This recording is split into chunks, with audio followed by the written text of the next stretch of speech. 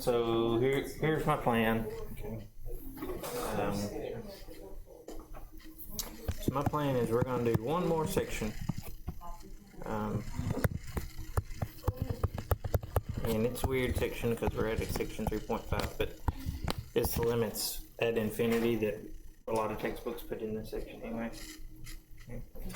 And then we'll take the time between now and then to do section 3.5, get ready for the test, and take the test on Tuesday. What's the week from today? 28th. What is that called?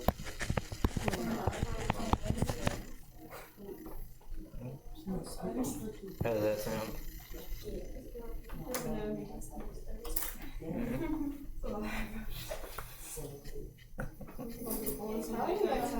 We won't. Think it's okay? No. I think that's fine. Yeah. Well, we'll spend some class time. I will do like a practice test before then. Stuff in here. So. How many questions are your teaching? I don't know. We'll figure it out when we do the practice test. Not too many.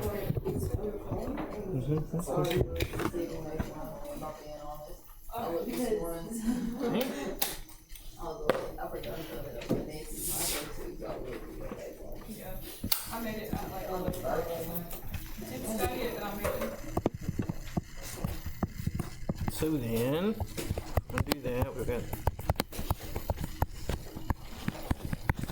one more section.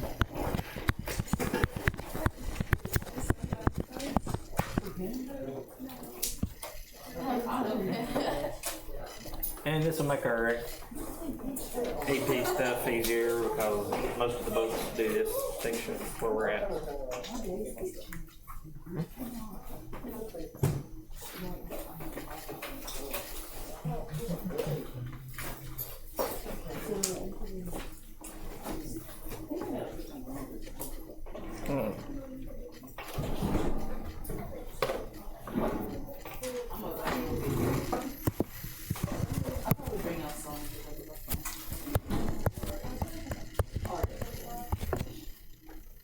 So we've talked about having infinity or negative infinity as a limit, right? If our graph goes up forever or down forever, and then we can get infinity or negative infinity as our answer. The difference here, we're thinking about what happens as our x values approach infinity, or what happens as our x values approach negative infinity.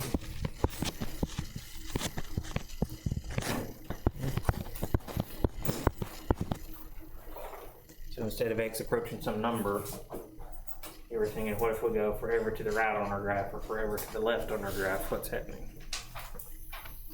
Okay. There are a lot of graphs where it's not really interesting. Okay. Let's look at a couple here. A lot of functions.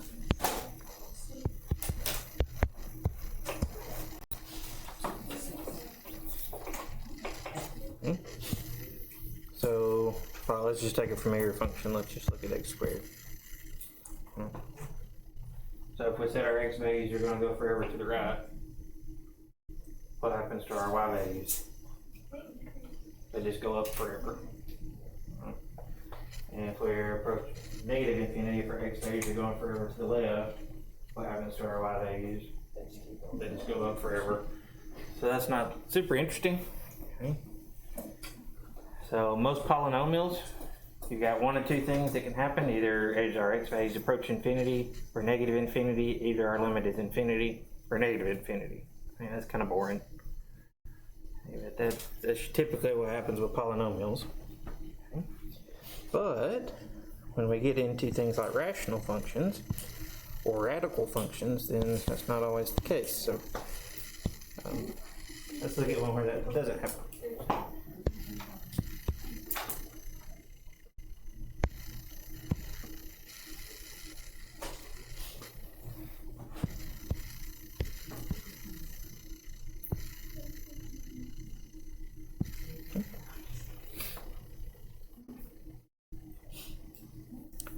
So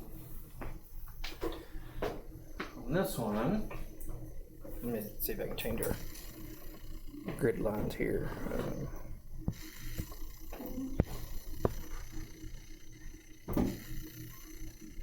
There's somewhere here. Okay, I guess we're stuck with it. What's it? Let me zoom in. What's it look like happening to our graph? So we're thinking about going all the way off to the right. What's it look like happening to this graph? Yeah, it's starting to flatten out. It's starting to flatten out. Same thing happens if we go to the left. And in fact, on this one, we'll put in another line here. Oop. Let me do it this way.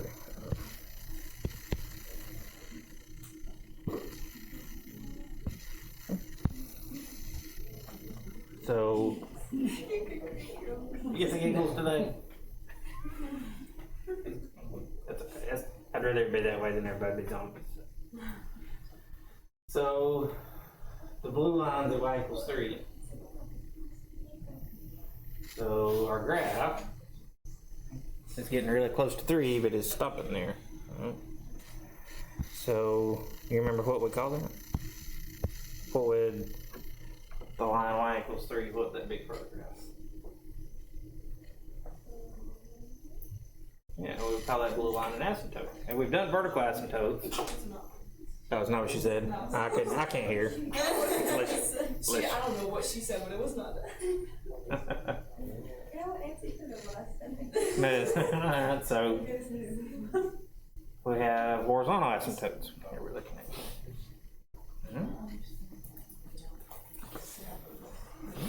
So, yeah.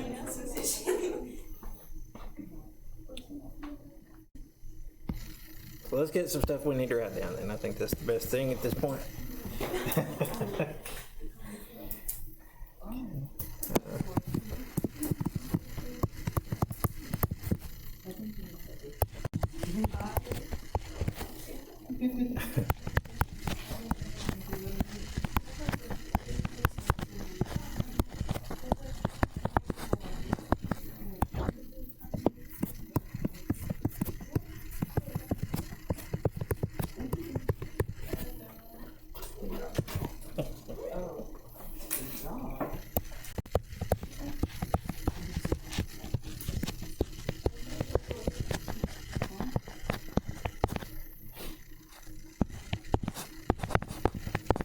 We're just defining horizontal asymptote here, and now we have limits. We can do that. So it's horizontal asymptote if could be two things.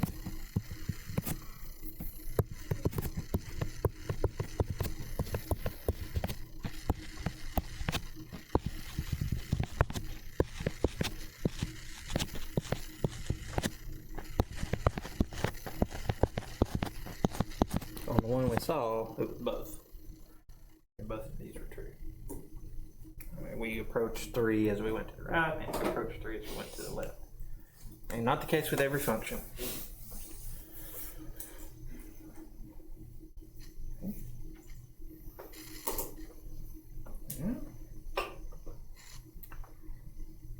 So the next thing we need to do is we need to talk about how to find these horizontal asymptotes. So we can figure out our cases for what happens when we approach infinity or negative infinity. Either our graph goes to infinity or negative infinity, like polynomials do, or we could have a horizontal asymptote and be approaching some number. So we need to be able to figure out which case we're in. So to do that, we got a little theorem here.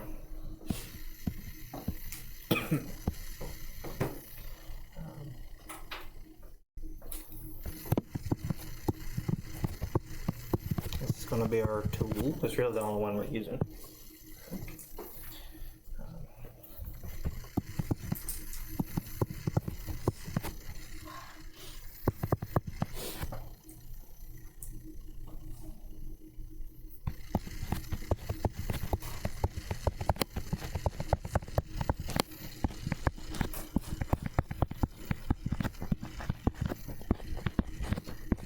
bit to talk about right here.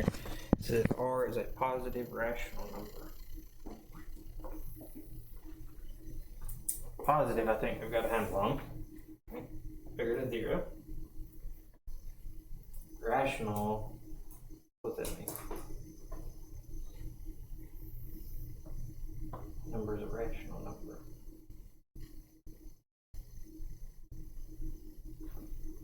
It's not I.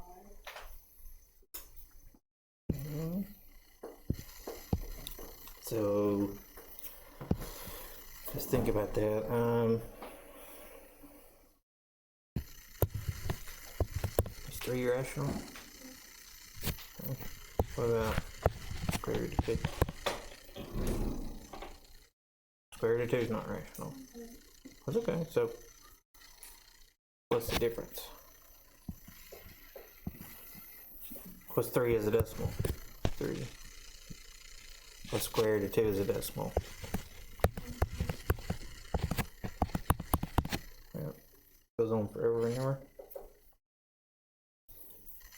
Or really the way we're naming it, what's 3 look like if we write it as a fraction?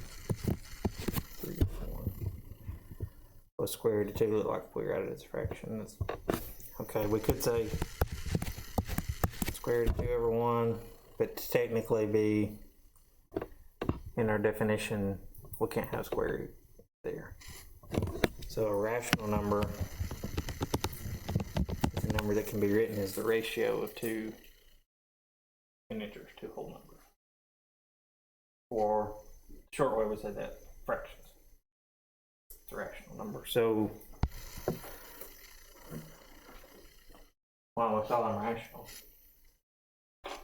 Where do we get the name rational from? Ratio. Yeah, ratio. So we'll call them rational numbers.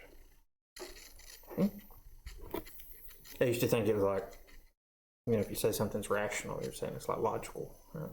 It comes from ratio. Okay. So R is a rational number and it's positive. Okay. And then this one's easier. We need another number. It's just any real number.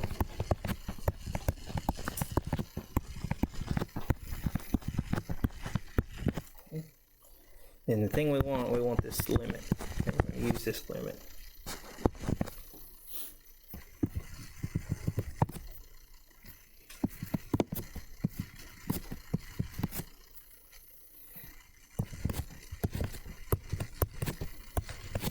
So we just have some number over x to some power. We do have some constraints on that. The number on the top is just any real number. That's pretty fine. The thing on the bottom has any exponent. It could be a whole number or it could be a fraction. As long as it's positive.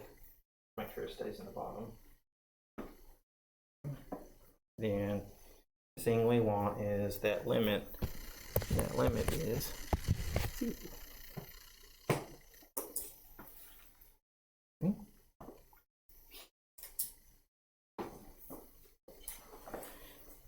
And then we got a little bit more.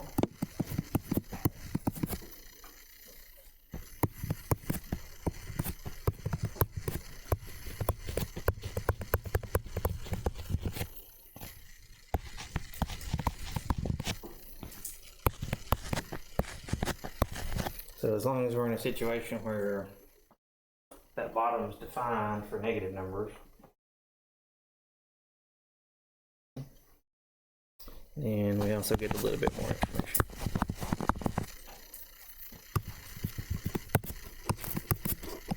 That's that if we go to negative infinity, this limit is 0 in that case as well. Okay.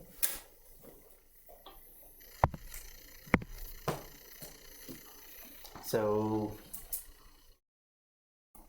what we're going to use this for is a situation like this. If we want to find the limit as x approaches infinity of like 7 over x. What's that?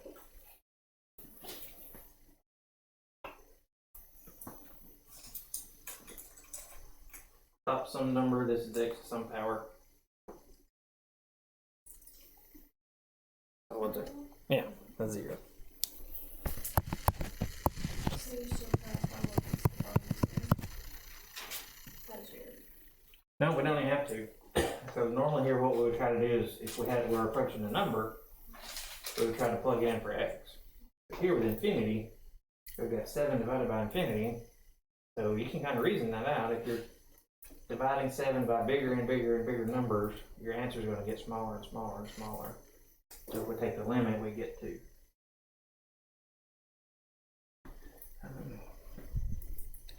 Same thing's true. Well, if we're approaching negative infinity, can't write today.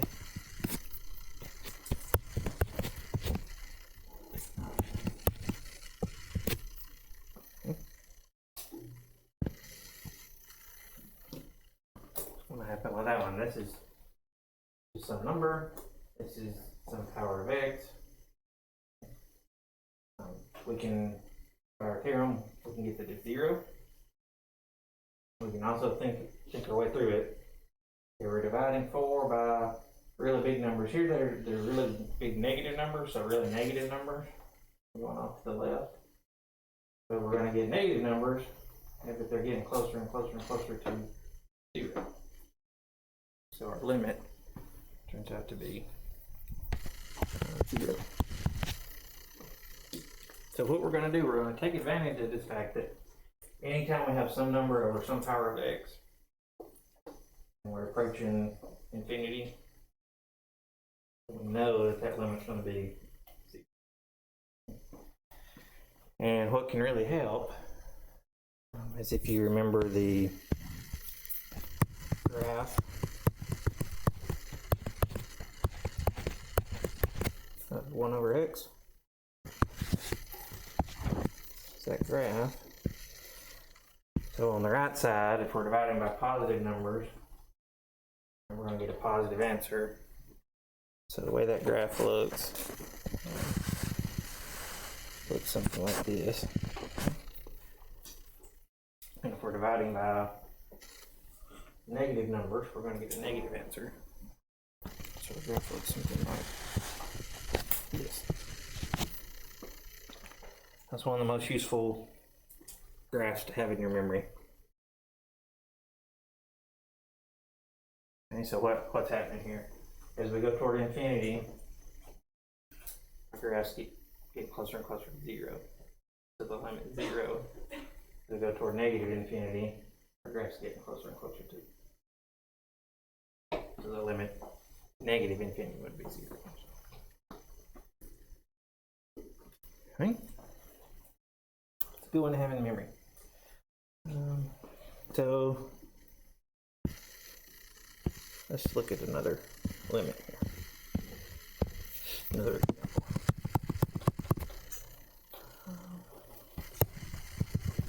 So we want to find the limit as x approaches infinity.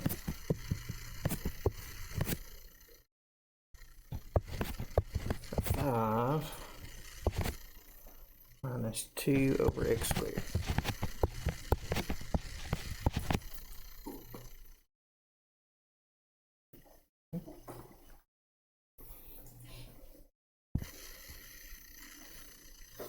The idea here is we're just going to look at each piece, and because we have those properties that say if we are subtracting two things inside the limit, we can split it into the limit of the first one minus the limit of the second one. So you don't have to write this down every time, but how we're thinking about it. Thinking about it like this.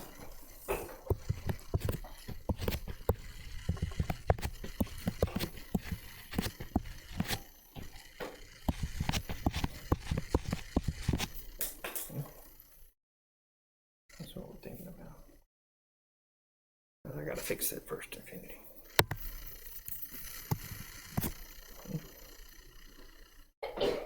Bless you.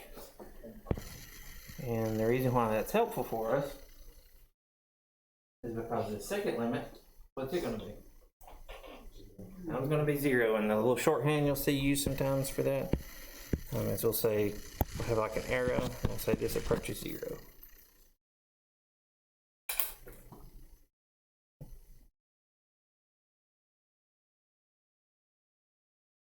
And on the first one, if we had the limit of a constant, what's our limit? That's going right back. It's approaching. No, that's if you have a limit of x, then what it's approaching is your limit.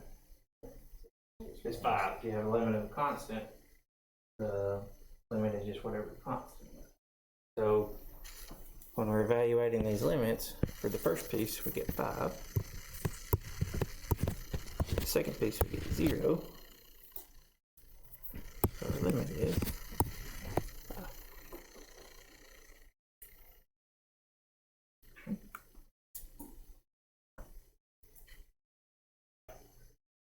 And we can check that on the graph real quick to convince ourselves. All right, we've got 5 minus 2 over x squared. Let's see.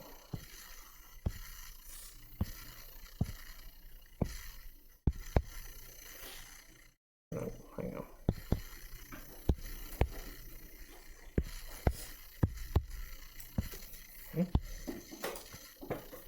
There's our graph. As we go to infinity, we're approaching 5.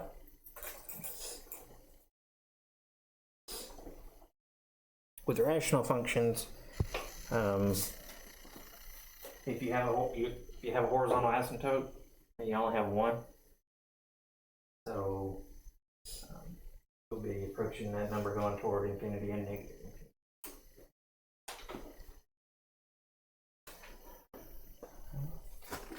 So let's look at a trick we're going to use to do more complicated functions.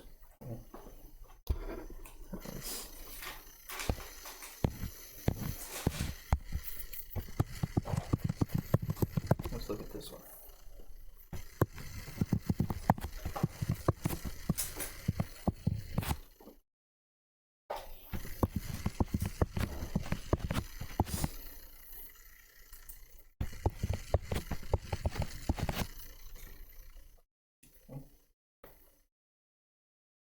So, starting off, the first thing we should always try trying to find the limit is what if we just plug the thing we're approaching in.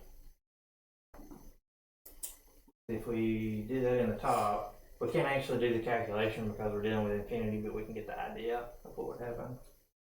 So here, if we plug infinity in, 2 times infinity, that's infinity, would be. I mean, the idea is still some really huge number. And then if we subtract 1 from it, it's still some really huge number. So what's the top approaching? Probably some huge number, so that would be infinity, right? So the top, we'd say it's approaching infinity. And then on the bottom, if we have some really huge number plus 1, that's still a really huge number. So what's the bottom approaching? It's infinity also. And we can't do this operation. These are not numbers, these are ideas.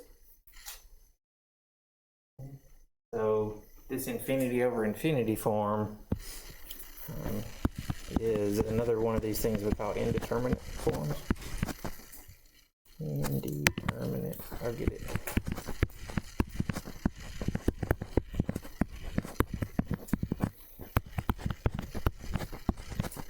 So we've run into one of these situations already. That was when we had 0 over 0. 0 over 0 indeterminate form. Here we've got infinity over infinity indeterminate form. So in this situation, if we get infinity over infinity, then that's when we can use our little trick using that last theorem. So our little trick we're going to do is we're going to look at the denominator and find the biggest power of x. So find the x with the biggest exponent. Here we've only got 1, we've just got x to the first power. So whatever that biggest power of x is in the denominator, we're gonna go through our function and divide every term by that power of x. Okay. So what we're doing is you don't have to write this little part down, but I just want to explain what we're doing. We're dividing by x over x. And so we're dividing by 1. We're not changing the value. And we're just changing the form. So let's do that. That means this limit, what's it going to be? Well, we've got 2x over x minus 1 over x all over x over x plus 1 over x. Just divide everything by x because that was my biggest power in the denominator. I've got some cancellation that happens.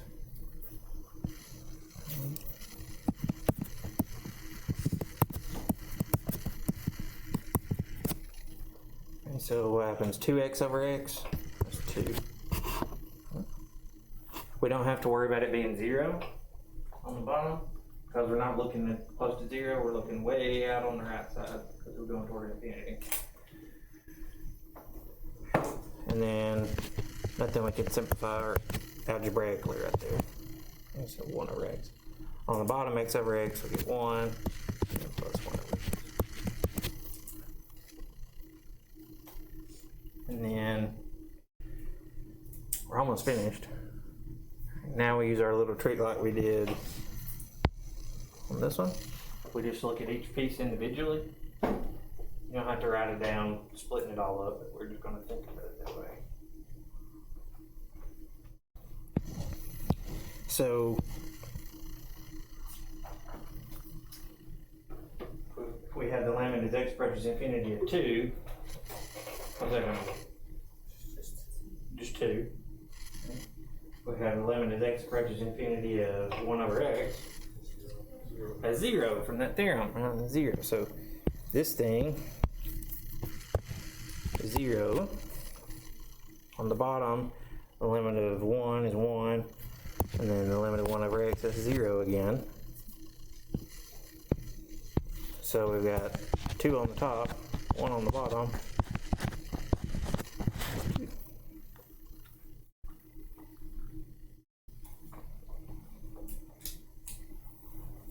So back to where we started at.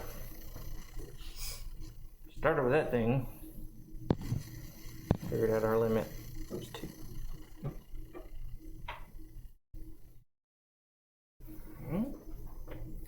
Questions on what we did? Well, to take all the energy out of the room, making you do math. Okay.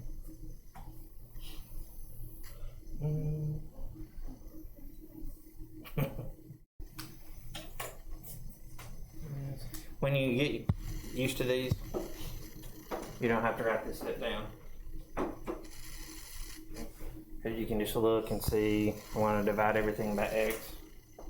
What's that going to leave me? Go to this step. That's fine.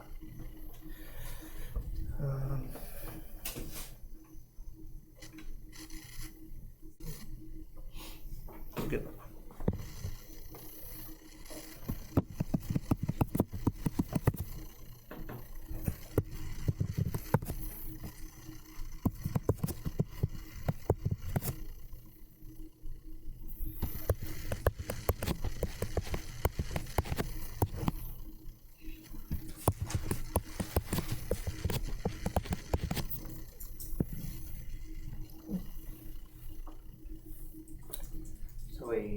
If we go to plug in,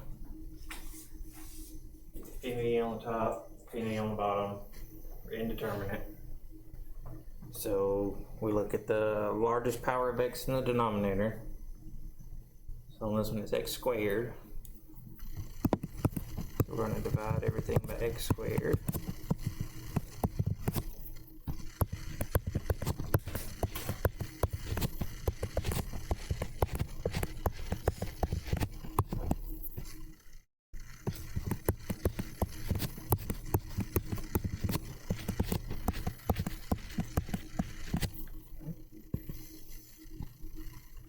simplify.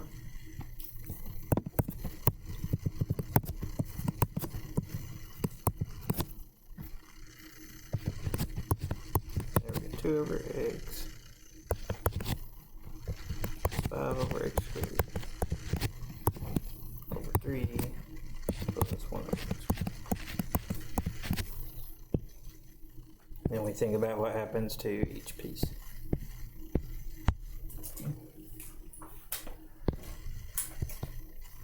So, for approaching infinity, 2 over x, what happens there? 0 goes to 0. 5 over x squared, that one goes to 0 too. On the bottom, 3 is just 3. And then 1 over x squared, that's 0.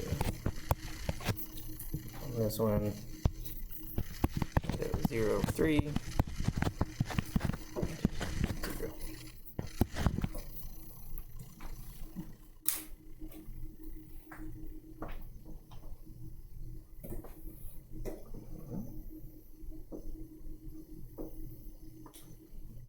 One more and then we're going to see a pattern. Okay. So bear with me on one more. There's 3 cases.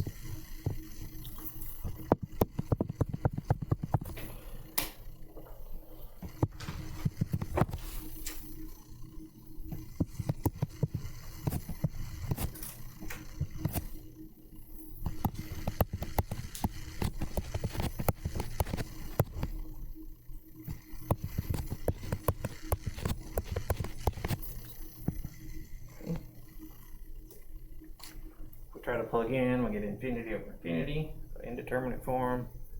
So we're going to divide everything by the largest power of x in the denominator, which again on this one is x squared.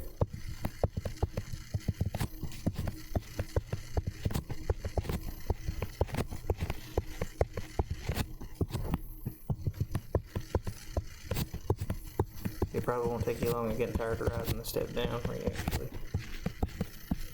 all that.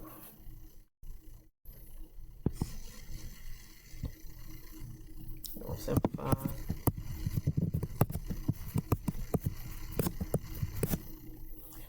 So 2x cubed over x squared, that leaves 2x.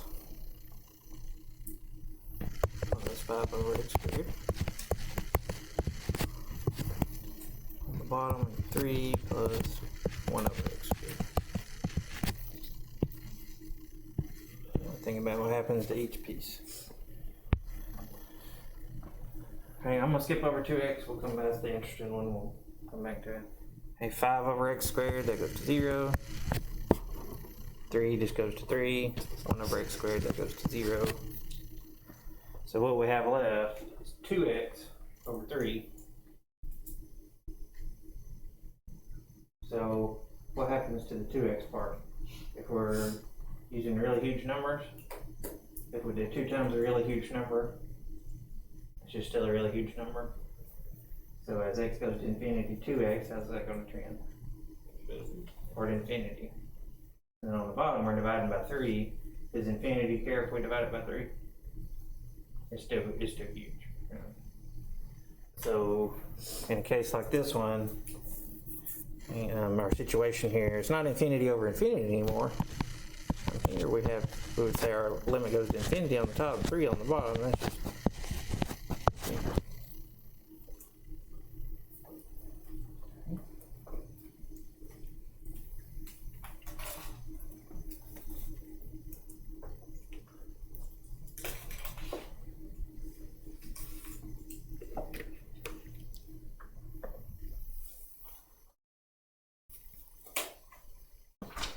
okay. So here's our 3 cases.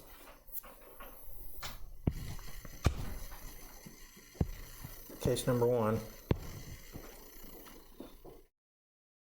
What's the situation here? Our powers of x on the top and on the bottom. If our biggest powers of x are the same. How did that play out? We got 2. Okay. We'll come back to that one. Yeah, if we have a bigger power of x in the denominator than in the numerator, got 0. And if we have a bigger power of x in the numerator than the denominator, we get infinity. Okay. So this one's always going to be infinity if we have a bigger power of x in the numerator. This one's always going to be 0 if we have a bigger power of x in the denominator. The one that's more interesting is if they're the same power of x. And if they're the same power of x, then the shortcut is that it's going to be the coefficients. So here our coefficient on top was 2, coefficient on the bottom was 1, so we got 2 over 1. If we wanted this limit,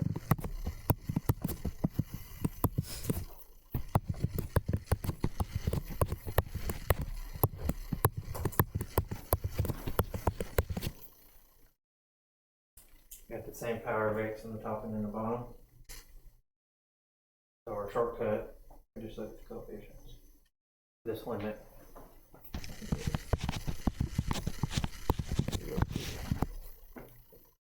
nice and easy. You look suspicious. No, I get it now. Okay. So if you divide everything by x squared, that one's 3, and then you get 5 over x squared. On the bottom, this one's 2, and you get 1 over x squared. Okay, if we're doing it the long way, this goes to 0, this goes to 0, you get 3 over 2.